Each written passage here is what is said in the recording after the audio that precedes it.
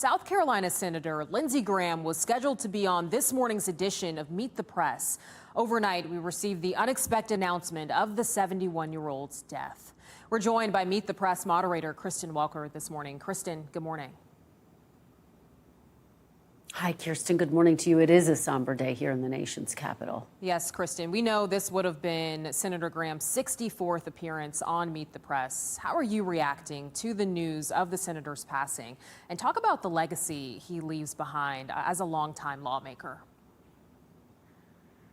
Well, it's shock, it is grief, it is absolute devastation, I think, for all of us here at Meet the Press, all across Washington and frankly all across the country as the nation wakes up to this horrific news that Senator Lindsey Graham, 71 years old, he was just traveling overseas in Ankara, Turkey for the NATO summit there, in Kyiv, meeting with President Zelensky. His team says he seemed absolutely healthy throughout the course of this trip. And so it is just shocking that this has happened. In terms of the legacy he leaves, Kirsten, it is broad and vast. He was seeking a fifth term in office. He had a huge impact on domestic and foreign policy. He was a huge ally of President Trump, staunchly standing by him. And he had his ear on Iran. Had he appeared this morning, Kirsten, one of the big topics we would have discussed undoubtedly was Iran. I had the opportunity of talking to him multiple times throughout the course of this week, and I asked him what he wanted to see happen next in Iran, and he was arguing for a more robust military response. He said he thinks it could be done in a matter of days, not weeks, not months.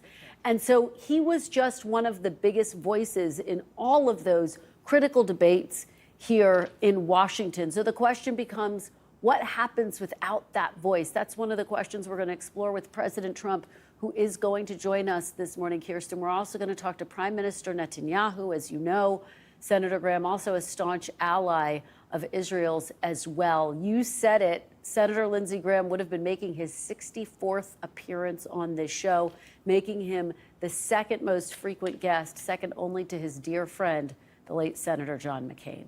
Wow. And Kristen, I just want to reiterate, you mentioned Senator Graham, a key voice within the Republican Party on defense and international affairs. You also mentioned just days ago, he was in Ukraine for diplomatic meetings there. That big question this morning, the impact. What impact will his passing have on the Trump administration's foreign policy going forward? Do we have any answers or just thoughts about what that might be?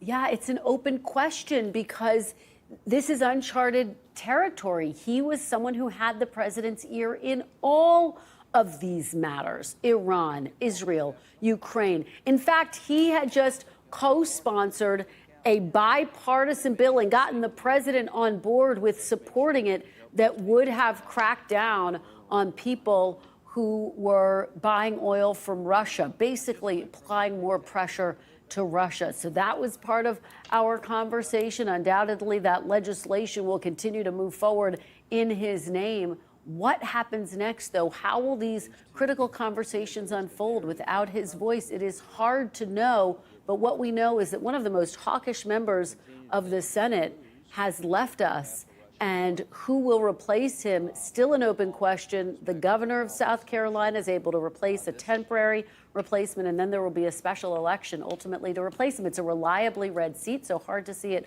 turning to blue, but also incredibly devastating, a real sea change for the people, not only of South Carolina, but here in the nation's capital as well, Kirsten. That it is. Kristen, thank you.